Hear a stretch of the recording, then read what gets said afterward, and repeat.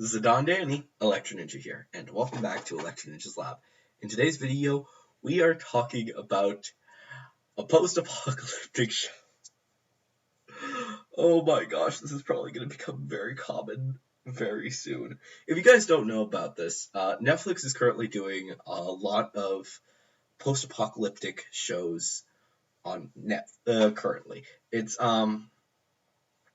There's Magmel, which technically isn't post-apocalypse, but it's pretty dang close. There is Daybreak, which probably won't appeal to most of my audience, but it's kind of good. There is Last Kids on Earth, which basically is the exact same story as Daybreak, except for the fact that it's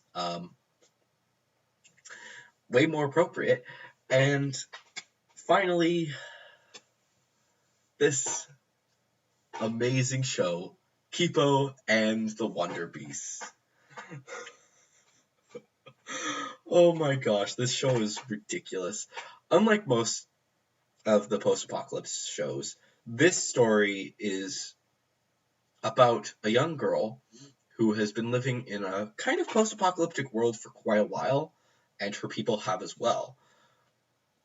Basically, Kipo is from an underground society that has been living underground for hundreds of years, and up on the surface are tons of mutated creatures who can now speak English and are honestly bizarre, because there's like disco bees and giant birds and giant rabbits with lots of legs, as well as a little pig with 6 legs and 4 eyes named Mondo.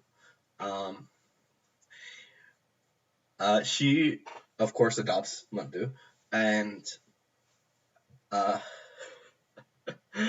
meets another girl named Wolf, who wears a wolf skin, which is really creepy. Once you watch the show, you'll understand how creepy that is.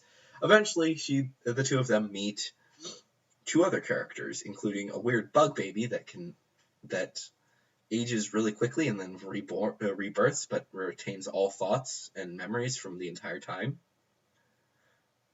I have no words for this. I have no idea what to say about this character, but yeah. Then after that, we get to meet, well, we as the audience get to meet this character before the bug baby, but we get to meet this other character who is kind of a DJ character, and so on and so forth. The amazing story behind this show is simply that Kipo wants to go home, and she has to make her way through. Eventually, she will find her way home, but it takes time. And even though she finds it by the end of the season, there's not much left to say about it. You'll see when you get to that point. But a lot of chaos ensues throughout this show. From Kipo and the team having tons of fun, meeting timber cats and snakes that play guitars, I guess rock snakes?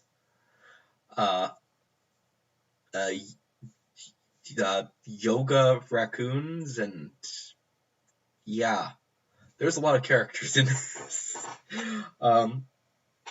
But the point is that she tries to make her way home throughout this amazing story, eventually finding out that she might be half mutant, and it honestly scares her and her friends and the entire world, and honestly I'm really excited to see what they do with that, but it's unclear as of right now what they're going to be going with for that whole arc.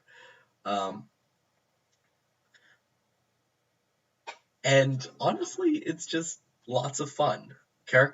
These characters are kids who want to enjoy their lives while also being on the run from crazy mutants, like a frog that wants to kill them in a suit.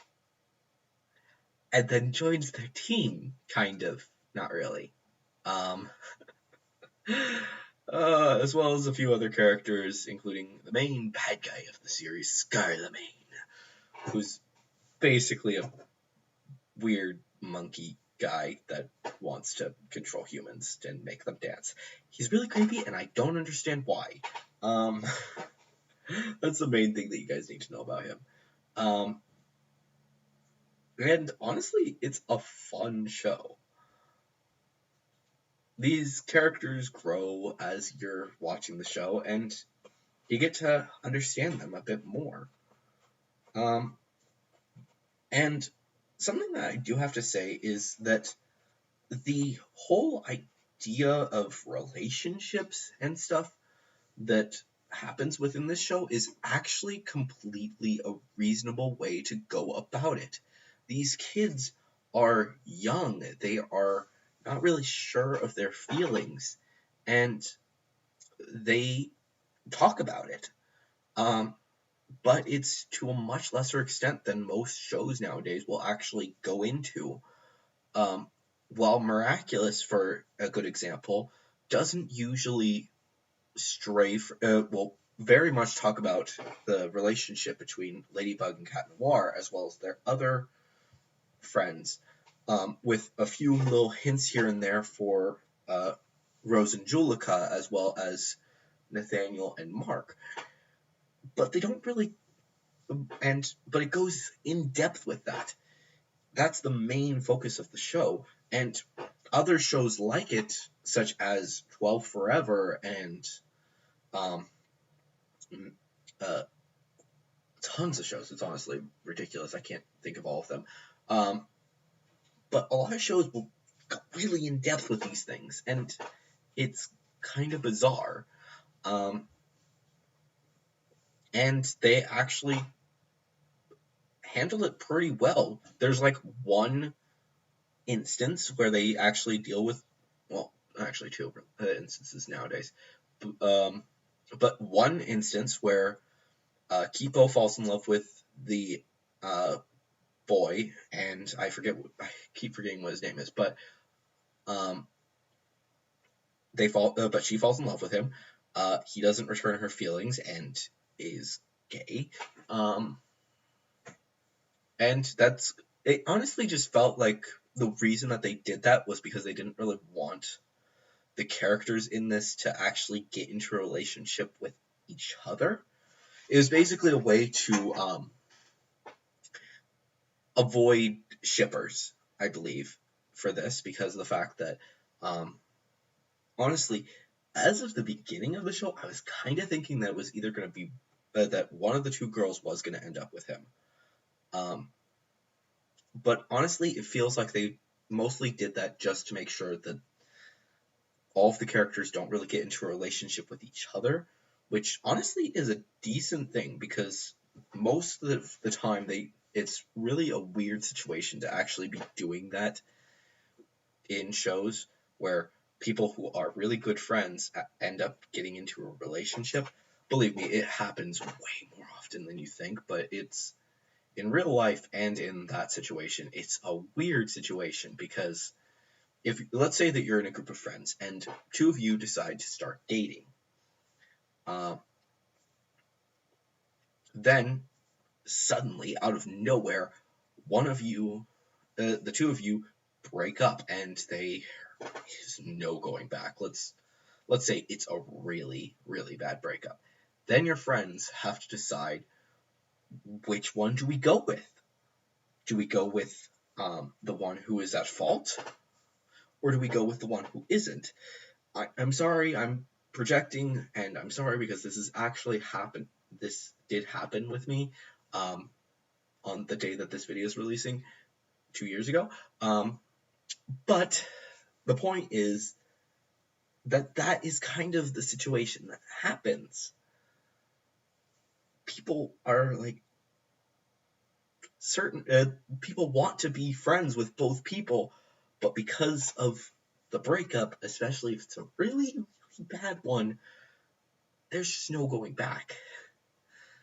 Sometimes you can actually repair these relationships, But if it's a really bad one, then there's no going back. And I feel like that's part of the reason why they went with this situation, to basically prevent that from ending up being the case. Well, Miraculous will be going with the situation where the breakup happens, they're still friends, and everyone moves on with life. In this, it feels like they could actually go in the direction of, there's a breakup, there's no going back from it. It's definitely a possibility, and honestly, I would love to see if they actually go with that route, but it's unclear. And honestly, I'm really excited to see where they go with this show. But for right now, it's one season that just came out, so we probably won't see any more for like a while. But honestly, if you like Miraculous, or really any shows that I've talked about on this channel, you'll probably like it because it's a really freaking good show. And honestly, I really think that before too long, someone who makes these shows needs to sponsor me, because I keep talking about these really good shows and I don't have sponsors, and I'm basically just giving free publicity to these really good shows. But anyways, guys, let me know down in the comments below what you guys think of Kipo, and let me know if there's any shows that you want me to do a Show It Some Love for. I am thinking of doing a video about the Sonic movie that comes out in a week. However, I am not 100% certain on that. As well as, I will also say this, I am going to do a video on the My Hero Academia movie, but I want to do one for the first movie before I do that. You'll see what happens once it comes out. But I will be discussing that more in the future. So, again, let me know any shows that you want me to do a Show It Some Love for. Of course, leave your theories down in the comments below. If you want to have that theory show up in a video, make sure to put hashtag theory review, because if it doesn't have that, it won't make it to a video. I can talk about it with you in the comments if it doesn't have that, but I'm going to start really pointing it out. You need to have it, otherwise it can't appear in these videos. Again, another thing though, if you also send them to me on Twitter or Instagram, make sure to tag me, then I will also do it for those. But for right now, make sure that if you're going to put it, make sure you put hashtag theory review. It is on every single one of my fan theory review videos. There is, well, not every single one, but a lot of them. If it says hashtag theory review in the video, then it will have it in the first comment. Just copy and paste that into your comment. That's how you do it, because that's the easiest way for me to find the video, or find the comment. But anyways, guys, hopefully you've enjoyed this video. If you have, please leave a like, subscribe if you're new, and ring that notification bell. And if you want to support the channel even more, then definitely head down to the description and check out my merch store, as well as my book.